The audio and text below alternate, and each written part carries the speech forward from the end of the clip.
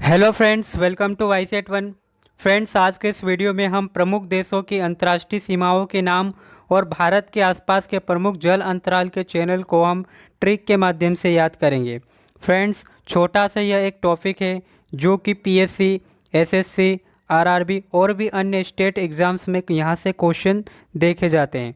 तो फ्रेंड्स, छोटा सा वीडियो होने वाला है, अच्छे से देखिएगा। ट्रिक के माध्यम से हम इसे कवर करेंगे। तो चलिए शुरू करते हैं। फ्रेंड्स, अंतर्राष्ट्रीय सीमाओं में हम मैकमोहन रेखा जो कि भारत और चीन के बीच में स्थित है, रेड क्लिफ रेखा भारत एवं पाकिस्तान, हिंडनबर्ग रेखा जर्मनी एवं पोलैंड, मैग्नीकॉट रेखा जो है जर्मनी और फ्रांस के बीच में, 38वीं समांतर रेखा उत्तरी कोरिया और दक्षिण कोरिया के बीच में, 49वीं समांतर रेखा अमेरिका और कनाडा के बीच में, मेन रहीम रेखा रूस एवं फिनलैंड के बीच में, और डूरंड रेखा जो कि पाकिस्तान और अफगानिस्तान के बीच में स्थित है।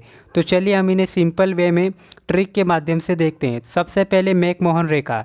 तो फ्रेंड्स, मैकमोहन रेखा जैसा कि सिंपल सा ये भारत और चीन के बीच में ये सीमा है। भारत और चीन के बीच में जो सीमा बनती है वो मैकमोहन रेखा कहलाती है। रेड क्लिफ रेखा भारत और पाकिस्तान के बीच में बनाती है। फ्रेंड्स, जैसा कि पाकिस्तान जो है हमारे लिए हमेशा खतरा बना रहता है, आए दिन ये लगातार जो आतंकी घटनाएं करता रहता है, यानी रेड से हमारा होता है खतरा हमारे पड़ोसी है पाकिस्तान। तो रेड क्लिफ रेखा पाकिस्तान से संबंधित हो जाएगा। ऐसे हम इसकी ट्रिक बनाकर याद कर सकते हैं। हिंडनबर्ग रेखा, तो हिंडनबर्ग जो रेखा है फ्रेंड्स, जर्मनी और पोलैंड के बीच में ये रेखा स्थित है। अब इसको कैसे याद करेंगे? तो हिंडनबर्ग में ये जो आपको ड मिलेगा ये पोलैंड के साथ में ही ड देखने को मिलेगा। एक और यहाँ पर आपको देखने को मिलेगी जर्मनी और फ्रांस के बीच में रेखा जो कि होती मैगिनॉट की रेखा। मैगिनॉट की जो रेखा है फ्रेंड्स, वहाँ पर आपको देखने को मिलेगी जर्मनी और फ्रांस के बीच में। तो यहाँ पर कंफ्यूज नहीं होना है। हिंडनबर्ग रेखा जर्मनी और पोलैंड के बीच में, हिंडनबर्ग में जो ड देखने को मिलता है वो पोलैंड के साथ में आ जाएगा। तो आप उस तरह से जर्मनी को मैच कर सकते हैं। और जर्मनी के साथ एक और रेखा बनाता है फ्रांस जो कि मैगिनॉट रेखा बनाता है। आगे चलिए फ्रेंड्स, अब हम देखते हैं 38वीं समांतर रेखा। 38वीं समांतर रेखा को कैसे याद करेंगे? तो फ्रेंड्स, दो कंट्री है, उत्तरी कोरिया और दक्षिणी कोरिया। इन दो कंट्रियों के बीच में हमेशा सीमा को लेकर 36 का आंकड़ा रहता है, मतलब दोनों की बनती नहीं है। हमारी जनरली भाषा में हम देखते हैं इनको बोलते हैं 36 का आंकड़ा, यानी 36 का आंकड़ा किनके बीच में? इन दोनों देशों के बीच में, उत्तरी कोरिया और दक्षिणी कोरिया। तो हम इन 36 और 2 इन दोनों को ऐड कर लेंगे तो हमें क्या मिल जाएगा? 38। तो उत्तरी कोरिया और दक्षिणी कोरिया के बीच में 38वीं समांतर रेखा है। ठीक है, तो 38वीं समांतर रेखा जो कि उत्तरी कोरिया और दक्षिण कोरिया से संबंधित है। अब हम देखते हैं 49वीं समांतर रेखा। तो फ्रेंड्स, 49वीं समांतर रेखा जो है अमेरिका और कनाडा के बीच में ये रेखा स्थित है। अमेरिका और कनाडा के बीच में ये रेखा स्थित है। जैसा कि फ्रेंड्स आप सभी को पता है, ये जो अमेरिका और कनाडा है, उत्तरी अमेरिका सबसे बड़े देश हैं, यानी बिगेस्ट कंट्री है ये अमेरिका की। ठीक है, लगभग ये 50% हिस्सा है दोनों, मतलब 50-50% हिस्सा जो है कवर करते हैं अमेरिका के। अगर हम इसको छोटे तौर पर माने तो 49 मान लेते हैं, यानी दो अन्य जो 2% मान लेते हैं, जैसे मैक्सिको और अन्य भी कंट्री हो गई, जैसे ग्रीनलैंड हो गया और भी छोटे छोटे देश हो गए, तो वो 2% मान लो। तो कितना बचता है? 98%। अब 98% ये जो हिस्सा है वो इन दो कंट्री का है, अमेरिका और कनाडा। यानी अब 98 को दो भागों में हम डिवाइड कर देंगे तो 49 हमको देखने को मिल जाएगा। ठीक है, तो सिंपल अमेरिका एवं कनाडा जो है उत्तरी अमेरिका के ये दो देश हैं और 49 डिग्री जो है समांतर रेखा बनाते हैं। तो 49वीं समांतर रेखा जो है वो अमेरिका और कनाडा से संबंधित हो जाएगा। बहुत ही आसानी से आप इसको याद रख सकते हैं। अब देखते हैं मेन रहीम रेखा। तो फ्रेंड्स, मेन रहीम जो रेखा है ये बनाता है रूस और फिनलैंड। अब इसको हम कैसे याद रख सकते हैं? तो मेन रहीम में हमको रहीम में देखने को मिल रहा है र। ठीक है, तो रूस और फिनलैंड, ये जो र संबंध बताता है हमको किसका? रूस का। तो यहीं से हमको सीधा सा याद रखना है मेन रहीम रेखा और जो है ये रूस और फिनलैंड के बीच में। हमको यहाँ पर कंफ्यूज हो देखने को मिलेगा मैकमोहन रेखा, जो कि हमने ऑलरेडी डिस्कस कर लिया है। भारत और चीन के बीच में मैकमोहन रेखा बनती है, और जो मैन रहीम रेखा है ये रूस एवं फिनलैंड के बीच में बनती है। एक और रेखा अंतर्राष्ट्रीय रेखा आती है डूरंड रेखा, जो कि पाकिस्तान और अफगानिस्तान के बीच में स्थित है। अब इसको कैसे याद रखेंगे, तो डूरंड रेखा जो कि पाकिस्तान और अफगानिस्तान से संबंधित है। तो फ्रेंड्स ये जो र है ये स्थान से संबंधित हो रहे, और ये जो र है ये संबंधित है स्थान इधर से, यानी अफगानिस्तान के स्थान से संबंधित ये वाला र, और ये वाला र स्थान संबंधित है अपना पाकिस्तान वाले से। तो दोनों आपको देखने को मिल जाएगा डूरंड रेखा में र, और स्थान देखने को मिल जाएगा अफगानिस्तान और पाकिस्तान को। आपको एग्ज़ाम में जो क्वेश्चन देखने को मिलेगा ये मैं मुख्य जो यहाँ पर आपको देखने को मिलेगा डूरंड रेखा के साथ में, तो ऑप्शन आप दोनों को अगर इस वीडियो को देखा है अपने तो आसानी से कर लोगे। डूरंड रेखा जो कि पाकिस्तान और अफगानिस्तान से संबंधित है। चीन के साथ अगर पूछा जाए तो ये कंफ्यूज नहीं होना है, डूरंड रेखा जो है ये पाकिस्तान और अफगानिस्तान से संबंधित हो जाएगी। तो बहुत ही अच्छे से आप इसको याद कर सकते हैं। तो अब हम देख लेते हैं इनको रिवीजन के तौर पे कैसे हमने इसको डिस्कस किया है।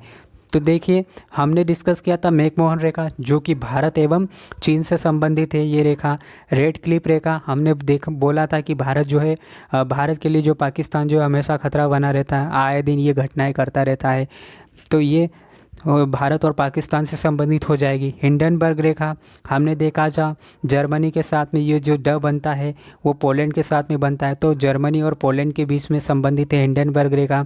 और एक है मैगिनॉट रेखा, मैगिनॉट रेखा जो कि जर्मनी एवं फ्रांस से संबंधित है। इन दोनों के बीच में कन्फ्यूज नहीं होना, ये जो ड संबंधित रहेगा हिंडनबर्ग के साथ में यानी जर्मनी और पोलैंड के बीच में, और मैगिनॉट रेखा जो आएगा वो फिर जर्मनी एवं फ्रांस के बीच में। ऑप्शन में आपको इन दोनों के बीच में ही कन्फ्यूजन देखने को मिलेगा, तो आप यहाँ से क्लियर डाउट कर सकते हैं। अगला है 38वीं समांतर रेखा। तो 38वीं समांतर रेखा हमने देखा था कि जो उत्तरी कोरिया और दक्षिणी कोरिया इन दोनों के बीच में हमेशा टक्कर होती रहती सीमा विवाद को लेकर, यानी इन दोनों के बीच में 36 का आंकड़ा है, तो 36 और 2 को हमने जोड़ के बना दिया था 38वीं समांतर रेखा। 49वीं समांतर रेखा तो हमने देखा कि उत्तरी अमेरिका के जो 2 बड़े देश है वो है कनाडा और अमेरिका, यानी दोनों यूएसए और कनाडा जो है दोनों जो है लगभग 98% जो हिस्सा अपना इनका हिस्सा है उत्तरी अमेरिका में। इन दोनों को हमने डिवाइड कर दिया तो हमको मिल गया 49 डिग्री। तो अमेरिका एवं कनाडा से संबंधित है 49वीं समांतर रेखा। मैन रहीम रेखा संबंधित है हमारी रूस एवं फिनलैंड से। मैन रहीम में हमको जो र मिलने को देखने को मिला रहीम में वो रूस है, और रूस का जो पड़ोसी देश है वो है फिनलैंड। तो मैन रहीम जो रेखा देखने को मिलेगी रूस एवं फिनलैंड के बीच में। एक आता है अपने पास ड्यूरेंट रेखा। ड्यूरेंट रेखा का संबंध जो है पाकिस्तान और अफगानिस्तान से संबंधित है, तो इसे भी हमने ट्रिक के माध्यम से देखा था। तो आप इन सभी को एक अच्छे से नोट करके देख सकते हैं। चलिए अब हम देखते हैं फ्रेंड्स प्रमुख जल अंतराल जो कि भारत के हैं। भारत के आसपास के जो भी जल अंतराल हैं उनको देख लेते हैं, जैसे 8 degree channel, 9 degree channel, 10 degree channel, grand channel, पाक स्ट्रेट, डूरन पास, कोको स्ट्रेट, मन्नार की खाड़ी, लक्षद्वीप सागर। अब इन्हें हम कैसे ट्रिक के माध्यम से देखेंगे तो बहुत ही अच्छे से आपको इनको भी देख सकते हैं और याद कर सकते हैं। सबसे पहले हम चलते हैं 8 डिग्री चैनल पे।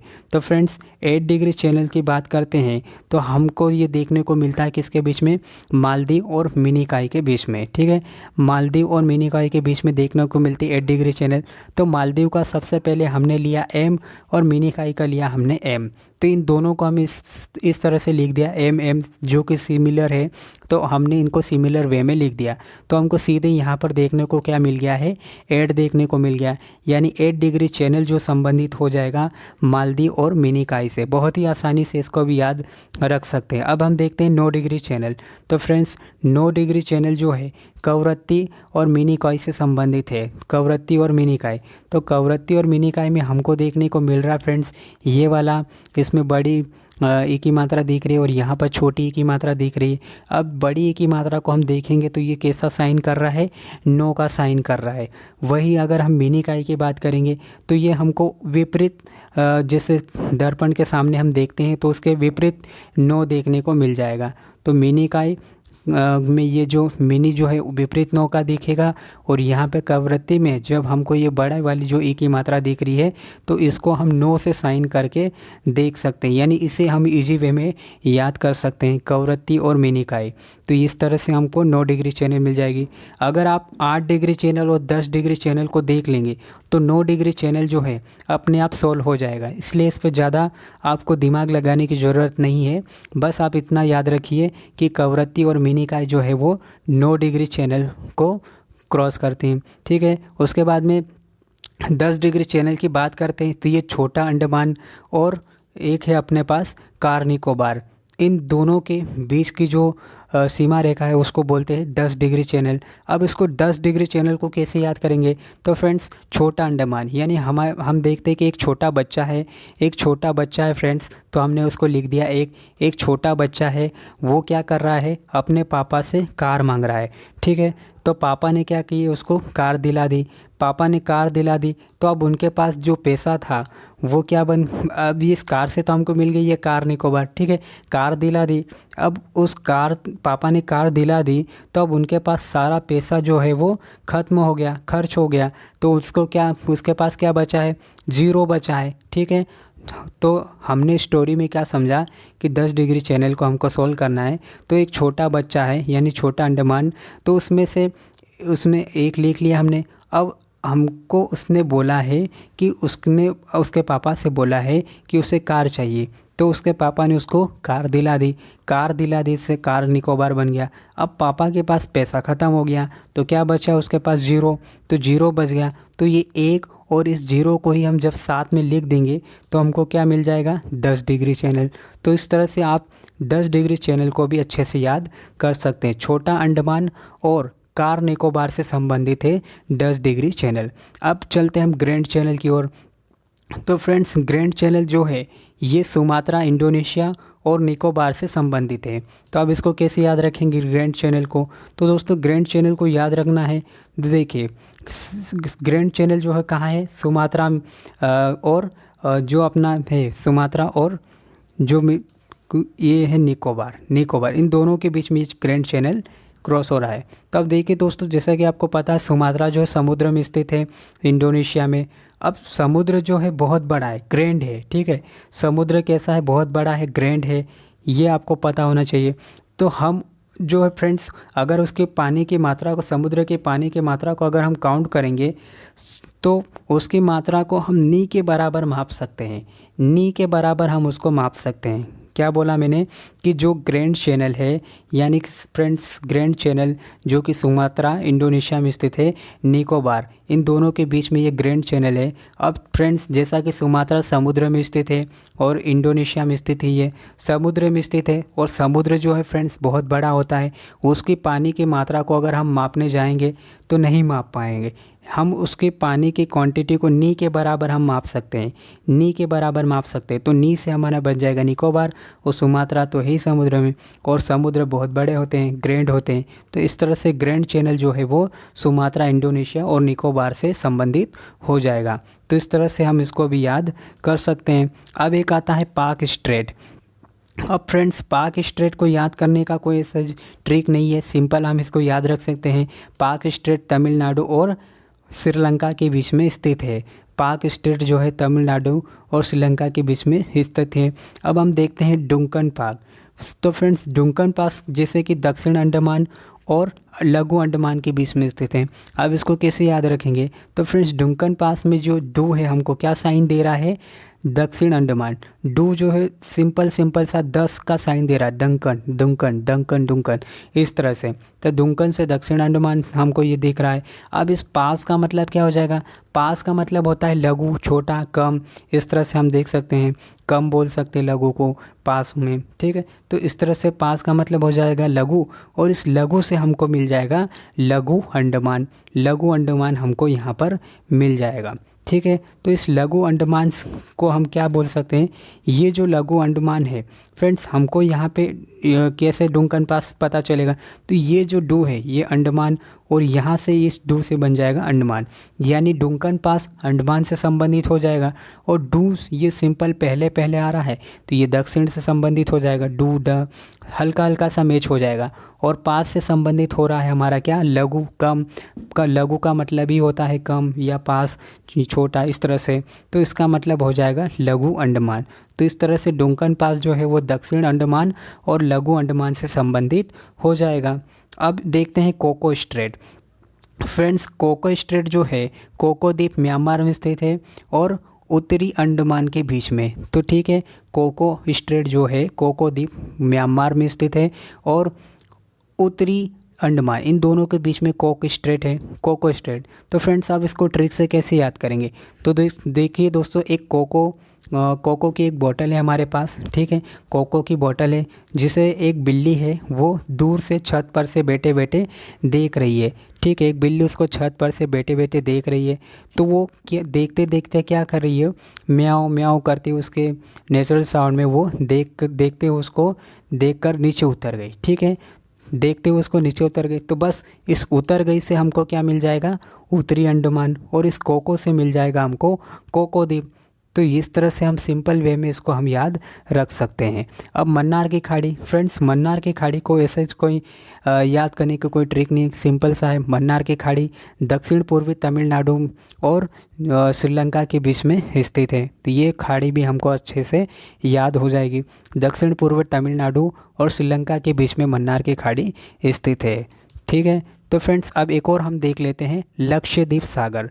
अब लक्षद्वीप सागर को देखना है फ्रेंड्स, तो लक्षद्वीप में ही हमको यहाँ पर सीधा सा साइन देखने को मिल रहा, लक्ष्य से मिल रहा हमको लक्ष्य। और लक्षद्वीप जो है हमारे, जो लक्षद्वीप हमारा है ये कहाँ स्थित है, लक्षद्वीप अरब सागर में। अरब सागर कहाँ पे पड़ता है हमको, पश्चिम की ओर, ठीक है। तो पश्चिम में हमको देखने को मिलता है हमको यहाँ पर मालाबार तट। मालाबार तट जो है पश्चिमी अरब सागर में स्थित है, केरल से तमिलनाडु के बीच में। तो बस लक्षद्वीप से लक्षद्वीप, और ये लक्षद्वीप हमारा पश्चिम में स्थित है और पश्चिम में ही हमारा आता है पश्चिमी तट के पर मालाबार तट। तो ये हमारा जो तट हो जाएगा लक्षद्वीप सागर, लक्षद्वीप और मालाबार तट के बीच में हो जाएगा। तो इस तरह से हम इसको भी आसानी से याद रख सकते हैं, ठीक है। तो फ्रेंड्स अब हम इनको देख लेते हैं, प्रमुख जल अंतराल को सारे एक साथ, जिन्हें हमने ट्रिक के माध्यम से देखा है कि हमें याद हुआ है या नहीं। देखिए 8 डिग्री चैनल जैसे हमने देखा था, 8 डिग्री चैनल मालदीव और मिनिकॉय के बीच में स्थित है। 9 डिग्री चैनल कवरत्ती और मिनिकॉय के बीच में। 10 डिग्री चैनल छोटा अंडमान और कार निकोबार के मध्य स्थित है। ग्रैंड चैनल की बात करें तो ये सुमात्रा, इंडोनेशिया और निकोबार के मध्य स्थित है। अगर हम पाक स्ट्रेट की बात करते हैं तो फ्रेंड्स पाक स्ट्रेट जो कि तमिलनाडु और श्रीलंका के मध्य में स्थित है। डुंकन पास की बात करें तो ये दक्षिण अंडमान और लघु अंडमान के बीच में स्थित है। कोको स्ट्रेट की बात करते हैं तो कोको द्वीप म्यांमार व उत्तरी अंडमान के बीच में स्थित है। मन्नार की खाड़ी देखा जाए तो फ्रेंड्स ये दक्षिण पूर्व तमिलनाडु और श्रीलंका के बीच में स्थित है। और एक और हमने देखा था लक्षद्वीप सागर, जो कि लक्षद्वीप और मालाबार तट के मध्य में स्थित है। तो फ्रेंड्स ये थे सारे प्रमुख जल अंतराल भारत के आसपास के। तो इन्हें हमने अच्छे से ट्रिक के माध्यम से देखा है, हमने सभी को देखा है, अंतर्राष्ट्रीय सीमाओं को देखा है और प्रमुख जल अंतरालों को देखा है। अक्सर आपको जियोग्राफी के टॉपिक से यहाँ से एक क्वेश्चन देखने को मिलता है, सभी एग्जाम में आपको यहाँ से क्वेश्चन जो है देखने को मिलता है और हर बार देखने को मिलता है, रिपीटेड क्वेश्चन बार बार होते रहते हैं यहाँ पे। तो फ्रेंड्स अगर आपको यहाँ पर वीडियो अच्छा लगा हो, ट्रिक अच्छी लगी हो, तो प्लीज़ वीडियो को लाइक कीजिए, शेयर कीजिए और कमेंट्स करके ज़रूर बताइए कि आपको वीडियो कैसा लगा। और अगर आपने चैनल को सब्सक्राइब नहीं किया है तो प्लीज़ चैनल को सब्सक्राइब ज़रूर कर लीजिए। तो फ्रेंड्स मिलते हैं अब हम नेक्स्ट वीडियो में। जय हिंद।